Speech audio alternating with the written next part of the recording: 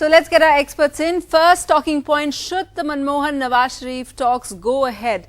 Dr. Chellaney, in your Twitter feed, you said you compared it to the incident how President Obama has cancelled his meeting with President Putin because of the whole Snowden affair.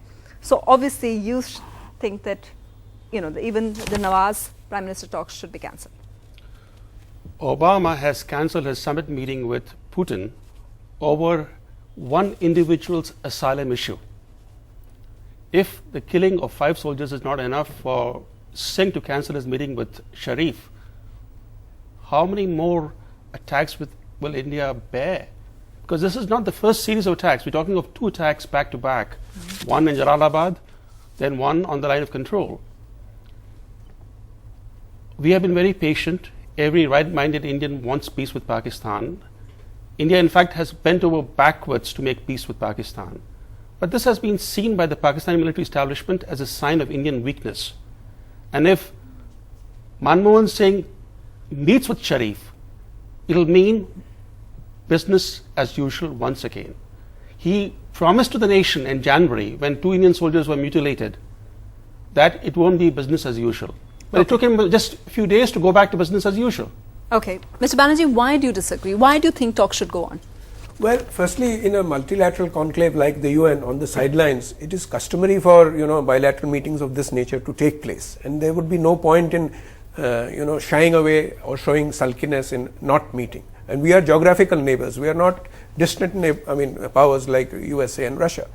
Of course, there should be no complacency or misunderstanding about the intent of the Pakistan army to keep on trying to resort to this duplicity and this policy of using the non-state actors and trying to mingle their own special services group people in the so-called border action teams to do this type of thing. But if there is a specific input or intelligence regarding possibility of such action, then the Indian army should gear up to prevent such action or be more careful in their area patrolling or whatever tasks they carry out at the border. And how should, a lot of people are asking, how should then India convey its displeasure, or how should India send a strong message? In fact, the meeting at the sidelines could be used as an opportunity to assess the compulsion under which Mr. Nawaz Sharif is working.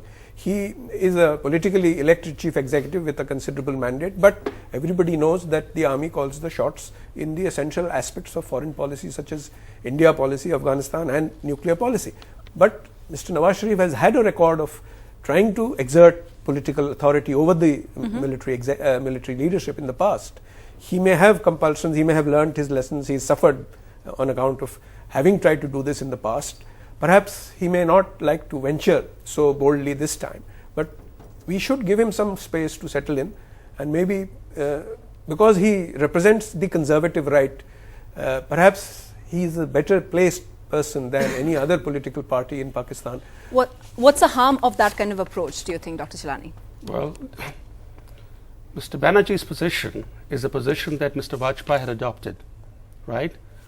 Mr. Vajpayee's government gave succor to Pakistan, to Musharraf, legitimized his grab to power, invited him to Agra, fattened him, provided him international legitimacy.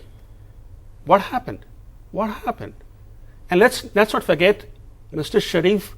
His name is Sharif, but he's no Sharif. He's a very clever politician. Exactly.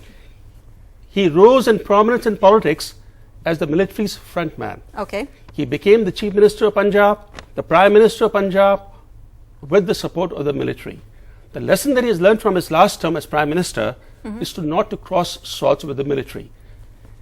Mr. Banerji is right. The military calls the shots on India policy. So why talk to the government in Islamabad, which is powerless, which doesn't have India policy in its hands? Okay. This particular Prime Minister in Pakistan has no stomach to clash with the military. As I said, the lesson he has learned from his last term as Prime Minister, don't clash with the military. He is not going to be reasserting his authority in foreign affairs. So why speak to a toothless, powerless Prime Minister? In fact, if I may say so, this is an immoral and immoderate position, devoid of reason and giving succor to the enemy. We have done everything possible Manmohan Singh, in fact, has made a series of concessions to Pakistan in recent years, including delinking dialogue from terrorism. Okay. And he's also pursued a series of goodwill gestures, resuming cricketing ties. You're saying they're not working? No, not only are they not working, they have encouraged the Pakistani military to up their ante and to attack India's interests repeatedly. Okay. It is seen as a sign not only of India's weakness, it is seen as a sign of India's desperation, that India is so weak, so vulnerable, its self-esteem is so low that you can give it a kick, you can actually kill its soldiers, that wretched India will come back to the negotiating table. Okay, now I can see a